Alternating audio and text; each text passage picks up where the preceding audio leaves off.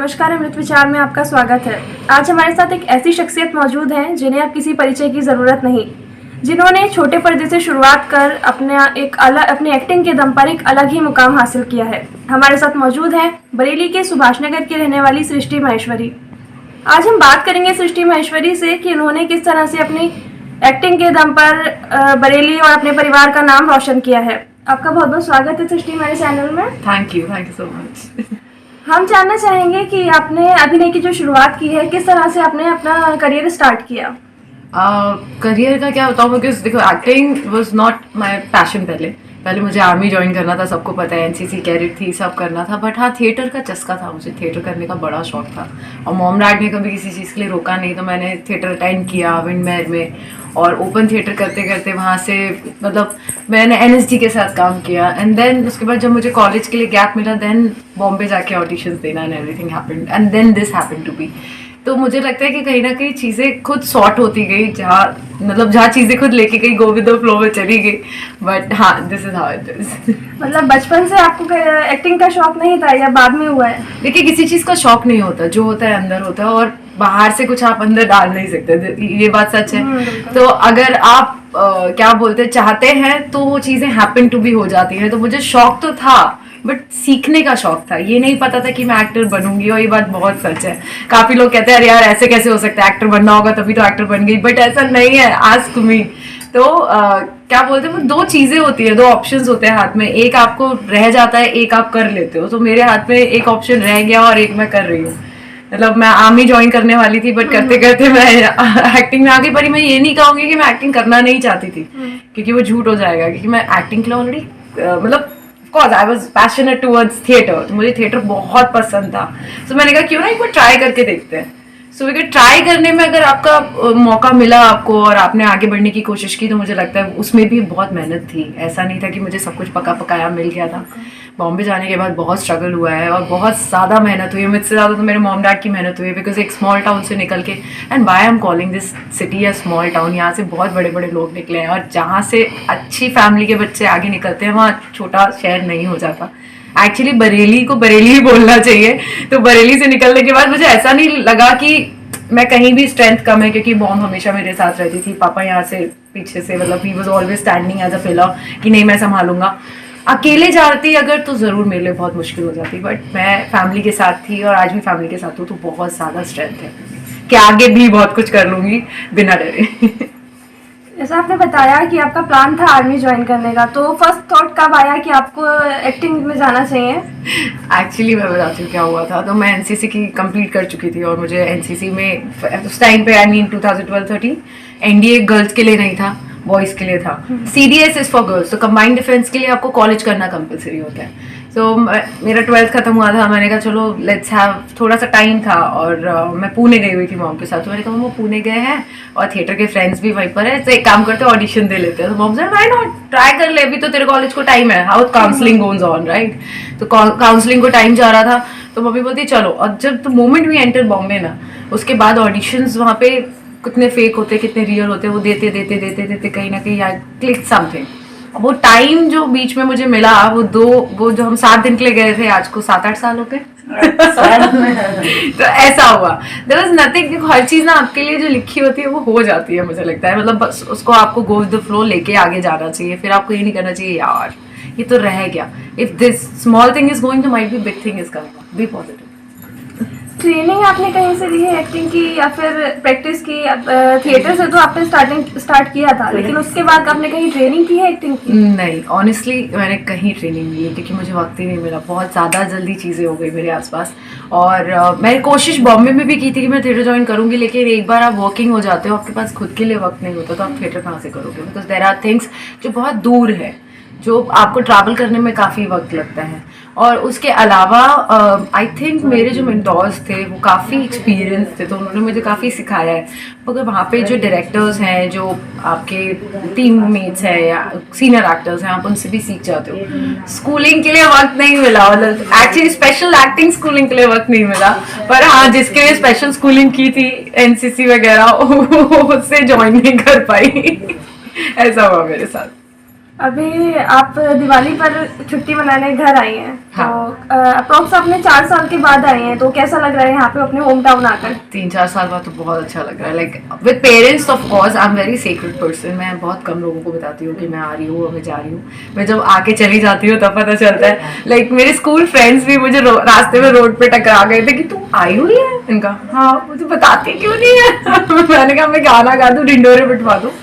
सो मतलब काफी अच्छा, क्योंकि वक्त सारा मॉम डैड को देना होता है, उनके साथ चिल करना, उनके साथ शॉपिंग करना, उनके साथ घूमना, बाकी सारी चीजें तो हो जाती है। और हाँ, दिवाली पे काफी मजा आया और मॉम डैड के साथ। अभी तो मॉम डैड बहुत खुश है जब से एयरपोर्ट शुरू हुआ है, तो दे लाइक अभी तो जब छुट्टी हो जाए तब आ जाए। मैंने कहा ये पॉसिबल तो नहीं, but I try my best. हाँ मतलब अच्छा लगा, बहुत अच्छा लगा। ऑफकोर्स बॉम्बे में तो क्या ही दिवाली मनाते हो, फैमिली के साथ वाली दिवाली इज एक्चुअली दिवाली। आपने कई सीरियल किए हैं, एक मूवी भी की है, तो आपने जितने भी किरदार निभाए हैं, चाहे वो ब्रह्म राक्षस में हो, दो दिल बंधे एक डोरी से, सभी किरदार आप बखूबी निभाती हैं। तो ऐसा अभी तक का सबसे ज़्यादा आपका जो पसंदीदा किरदार हो वो कौन सा था?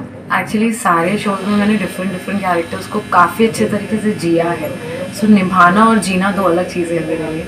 As an actor, as a performer actually मैंने उन हर कैरेक्टर्स को जिया है, और अभी भी जो मैं कर रही हूँ स्टार प्लस पे, वो भी मैं जी रही हूँ। द मोमेंट मैं अनीता के कपड़े पहनती हूँ, I am Anita, and the moment I leave the set, I am not Anita.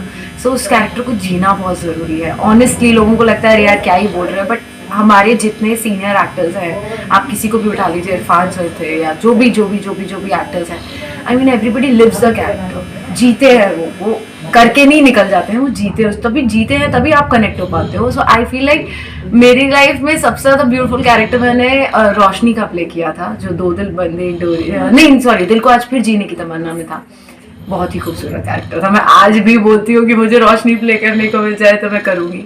Second is सिमरन, उसके भी बहुत फ्लेवर्स थे दिव्य दृष्टि में, और बहुत तरीके, मतलब बहुत कुछ करा मैंने, बहुत खेला है उस कैरेक्टर के साथ। फिर अभी अनीता जो मैं कर रही हूँ उसका भी बहुत वेरिएशंस है। अगर आप देखोगे तो सिमरन और Anita are two opposite things. वहीं बहुत सारे थिंग्स लगे, ये नेगेटिव होते हुए भी नेगेटिव नहीं है। सो बहुत अच्छा लगता है। So there are many things, हर रोल की अपनी एक अहमियत है मेरी लाइफ में।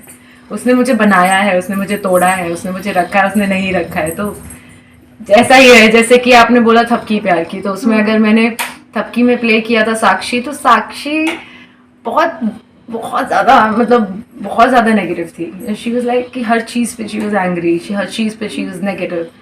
और उसी के बाद सीधा रोशनी प्ले करना, जो हर बुरी चीज़ पे भी खुश हो जाती थी कि ठीक है यार ये हो रहा है, हो जाएगा, ठीक हो जाएगा। तो हर कैरेक्टर बहुत खूबसूरत रहा है मेरी लाइफ में, बट 2-3 कैरेक्टर्स को मैंने बहुत खूबसूरती से जिया है, ये जो थे।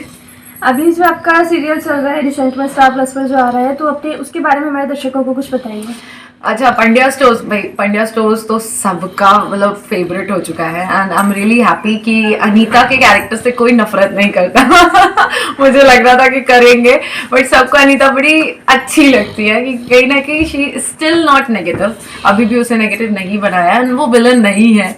वो बेचारी बस अपने डायलेमा में फंसी हुई है कि मैं जाऊं कहाँ, मतलब जिसे मैंने छोड़ा उससे प्यार करती हूँ, अभी फूई है, लड़का ढूंढ के नहीं दे रही है, तो शादी किससे करूँ? अब मैं उससे वापस प्यार करने लगी हूँ, कैसे छीनूं? छीन भी नहीं रही है, छीनने की कोशिश भी नहीं करती है ज़्यादा। सो कहीं ना कहीं वो बेचारी बिखर सी गई है, उसको ना इकट्ठा होने में टाइम लगेगा। And I really love to play हर कैरेक्टर, क्योंकि वो किसी के लिए अच्छी है तो किसी के लिए थोड़ी सी मतलब पोकिंग है, तो किसी के लिए मतलब अपने लिए वो क्या है उसको अभी तक समझ नहीं आता कि वो खुद के साथ क्या करे, बट कहीं ना कहीं चीज़ें अच्छी कर जाती है उसमें भी। जैसे उसने बीच में धरा की जान बचा ली थी, या जो कुछ भी होता, तो एवरीथिंग शी इज पैकेज। और आप देखते जाओ अभी वो क्या करेंगी, क्योंकि अभी 10 साल के उसके वेरिएशंस तो काफ़ी आए हैं। अभी मैं भी चाहती हूँ कि मैं उसे और खूबसूरत प्ले कर पाऊँ, बिकॉज वो बनता है। अभी आगे के बारे में आपके क्या प्लान है, मतलब कोई सीरियल या मूवी वगैरह? देखो, प्लान्स मैं नहीं बनाती, और सारे प्लान्स फ्लॉप हो जाते हैं ऑनेस्टली, और जो आएगा of course I let you know.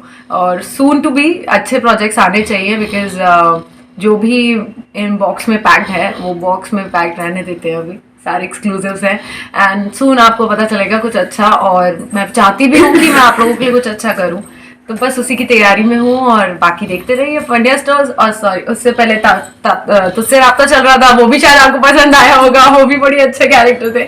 सो बस कुछ नहीं है, आप शो देखते रहिए, बाकी प्यार करते रहिए और प्रे करिए कि ऐसे और भी प्रोजेक्ट्स में करूँ। बिल्कुल। एक लास्ट में मैं ये जानना चाहूँगी कि आर्यन खान ड्रग्स केस से अभी चल रहा था, तो उस केस का इसे टीवी सीरियल या छोटे पर्दे पर कुछ असर पड़ा है, इस बारे में क्या कहना चाहेंगे? यार देखो, पता है क्या, जिसकी लाइफ में हुआ उसको पता है कि क्या कुछ नहीं हुआ है। आई थिंक हमें किसी को कोई फर्क नहीं पड़ता, ये सिर्फ बोलने की बात है, अरे यार इसकी वजह से वो हो गया, इसकी वजह से वो हो गया।